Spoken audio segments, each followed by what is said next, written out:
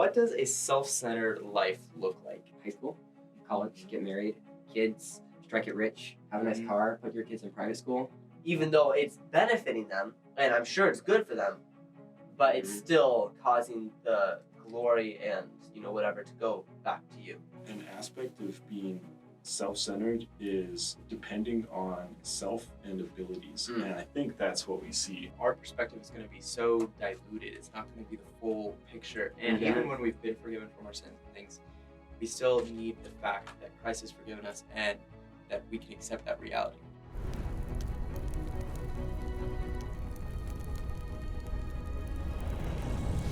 Thank you for joining us on the podcast today, Kean.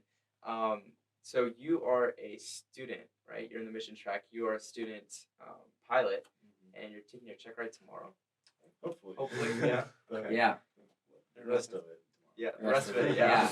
What does a self-centered life look like? So we've realized that we have to keep God in the center, right? We have to have a God-centered life. We have to keep that heading straight when all of the different stuff from the world and all the different distractions are coming our way and they're hitting us. We have to keep that center on Christ. How do we know what a self-centered life looks like so we can avoid that?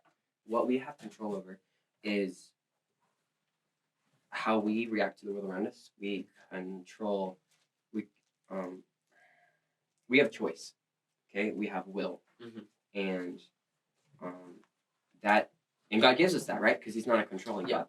Now We're not robots. Right, we're not robots. Now He won't let us. I was just reading. God will not let you slip, if that makes sense. I mean, you have your own choice. You can enter into the kingdom of Satan, but you have your own choice about you have a choice. He gives you a choice, right? Yeah. But He'll protect you for as long as He can. And it was relating to Jerusalem and how their apostasy and they kind of turned away from God and they didn't want God anymore. They chose that, right? And all the Christians had the opportunity to leave. So God's people left, and rest of them, things did not end so well for them, right? The entire city was destroyed and the temple was burned. It was actually really sad to read about. And that was all because of self-centered living. They weren't seeking out the will of God. You have to keep a focus because, I mean, it's really easy to live that self-centered life, right? It's the human tendency to live that life, right? But you have to. It's kind of like you were talking about with like the wind, right? The wind is going to push you, right? It's going to push you, and you're going to fly. You're going to float away, but you have to correct it. You have to bring it back on course, and you're going to focus on that God-centered life, right? And it's impossible to do that through our own strength. We have to get it from God. And you got to learn to somehow stay focused, with distractions too, because like when you're flying, especially when you're a student flying, like the instructor is there to make you distracted, right? Make sure that you can stay on course and even more than stay on course, like today in particular, maintain altitude. While he's distracting you, or while you're running radios, talking to air traffic control, trying to spot other traffic, other planes that are flying 1,000 feet right below you, all this other kind of thing. You've got to be able though to, while dealing with all of that, because you have to if you're going to survive this flight. Yeah. You also have to be able to make sure that you stay focused on the job that you've got to do as well, which is stay at the altitude you're supposed to be at, and don't get off of that, or else you may hit somebody or something, Right, absolutely. I see the rat race, kind of, high school, college, get married, kids, strike it rich, have a nice car, put your kids in private school, like send them to Cambridge, whatever, and all these different things. I mean, that's all about self. You can die knowing that you fulfilled it. I did this. I was successful in the eyes of society in what I completed my goals and what I wanted to do with my life. And I did this, right? And it's all about self and has been from the beginning of time. And I mean, there's even stuff like, I mean, you were talking about sending your kids to a private school. All that stuff. It can even be benefiting other people in a way, but it's still self-centered because you're the one that's taking all of the admiration and I did this, I did that, I sent my kids to this school, even though it's benefiting them and I'm sure it's good for them, but it's still causing the glory and whatever to go back to you. Yeah, I think it's kind of laid out in, like the first like 8 chapters of Romans. You kind of got the balance between it's talking about the old man and the new man, and being born again, being crucified with Christ, and all that kind of thing. And I think Romans 1 really lays out a really clear picture of what the old man is, versus later on in the book you see what the new man is. But I think the interesting thing that I see in Romans chapter 1 verse 24 about the old man who's self-centered, he's selfish, is it says, therefore God also gave them up to uncleanness and to the lust of their hearts and dishonored their bodies among themselves, who exchanged the truth of God for a lie and worshipped and served the creature rather than the creator, who is blessed forever. But I think it's interesting that it's like when you choose to live selfish, I was about to say selfless, but no, selfish, like Romans 1 is even saying like God just gives you up to uncleanness and you just go off the walls, Yeah. And all you do is pursue the lusts of your own heart, Yeah. And he's not gonna, he will continue to intervene in your life, but if you choose that, he'll just be like, you chose it, have Right. at it, There's nothing more you can do. Right. Right. I think there's some examples in the Bible that we can look at. I think the biggest example, one of the biggest examples, is Adam and Eve, particularly Eve. I mean, she had the focus on God. She had her focus on God at the beginning, and she all of these different temptations got thrown at her, and she failed. She couldn't keep her focus on track anymore because she was so confused, and she was just like, okay, maybe this is right. I guess I'll do it. And she couldn't remember that God had told her to not do those, not go to that tree.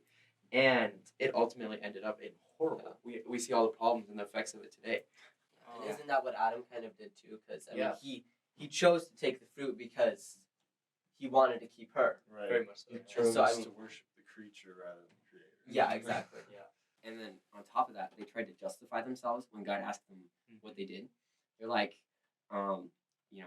Eve blamed it on the serpent, and then in turn God, and then Adam did the same thing. He's like, the woman you gave me, she made me do it, right? The blaming game, yeah. The blaming game, and that all goes back on self to create your own self-image to kind of clean your slate off. It elevates you and de-elevates someone else. Absolutely. And I mean, that's what selfishness always ends up doing in the end. Yeah. I like that point that you brought up of it elevates ourselves, puffs us up, and deflates other people, right? What makes other people look bad. Let me just keep that image off of me. But what's amazing is that we have the exact opposite of that in the Bible. We have the story of Joseph, which is completely opposite. I mean, he was tempted. He was strongly tempted, right?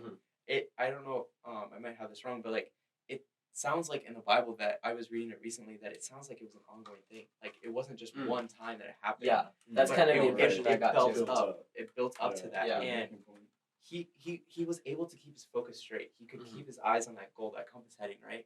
And was able to steer away from that. But I mean, did it help? Did it puff him up? It didn't benefit him at didn't all. puff him up. I mean, it deflated him like crazy. Right. Yeah. And I don't know. I think that's pretty cool that he was able to withstand that. Even I'm sure he knew his self-worth, and I'm sure he had an image of himself, and I think he knew that. But he was able to recognize that this is the right thing. I need to do this instead of that. I think there's a difference between you kind of brought that out. There's a difference between being proud and selfish and viewing yourself as something actually, as someone that's actually worth something, created in God's image.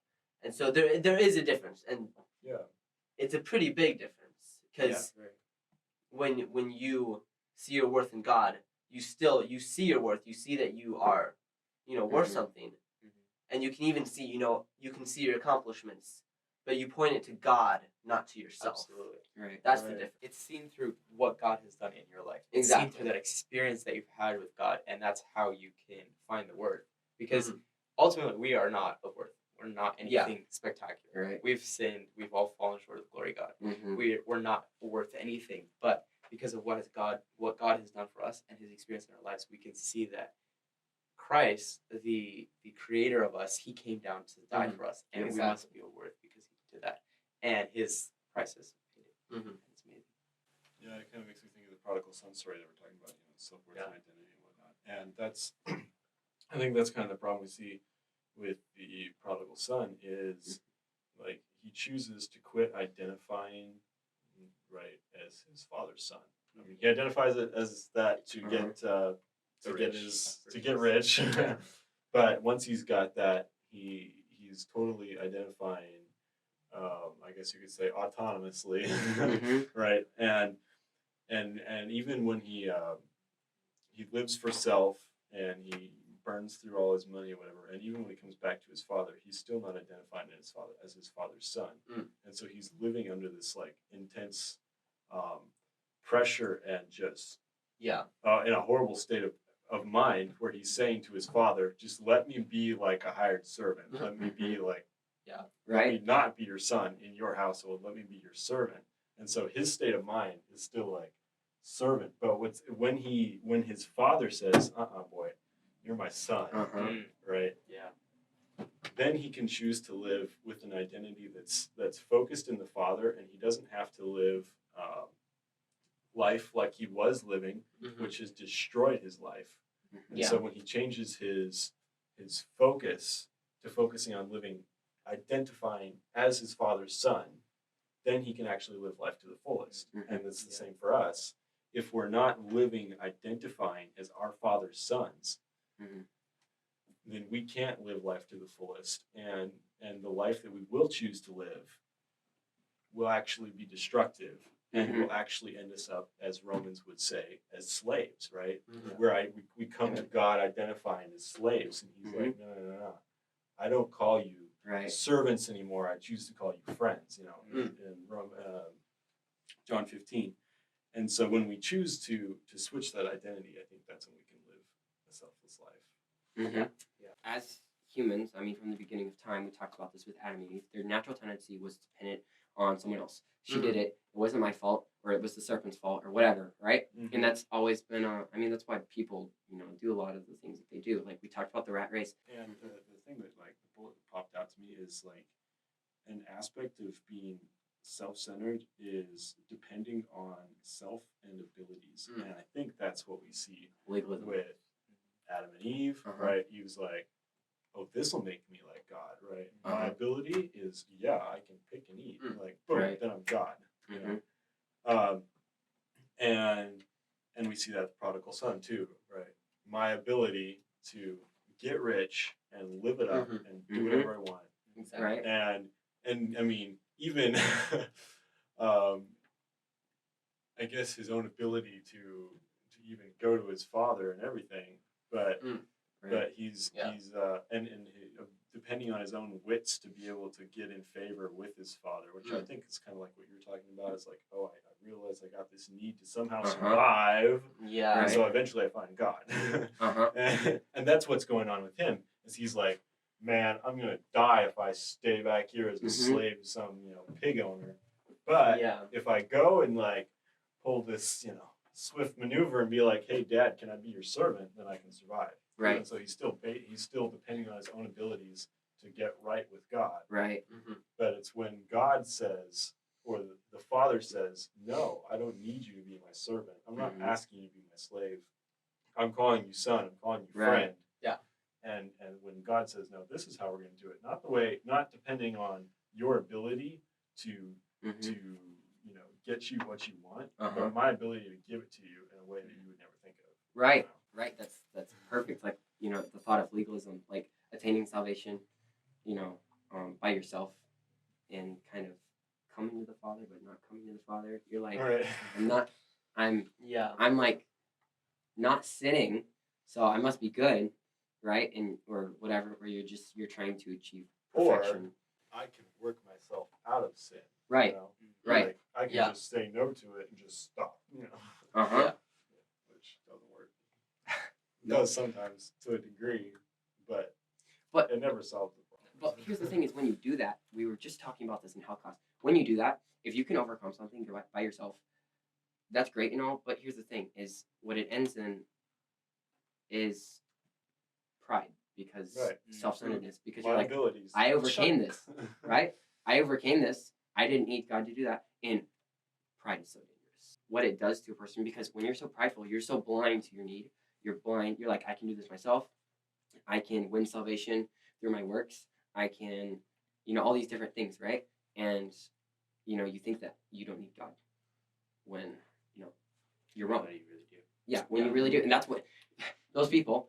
And I mean, I'm not excluded from this. I have my prideful moments, right?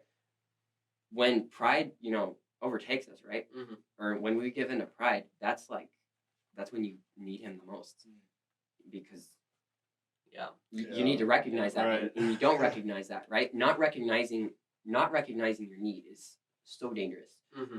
It's I can't express it with words Right. in this language. Yeah, go bankrupt like the prodigal son.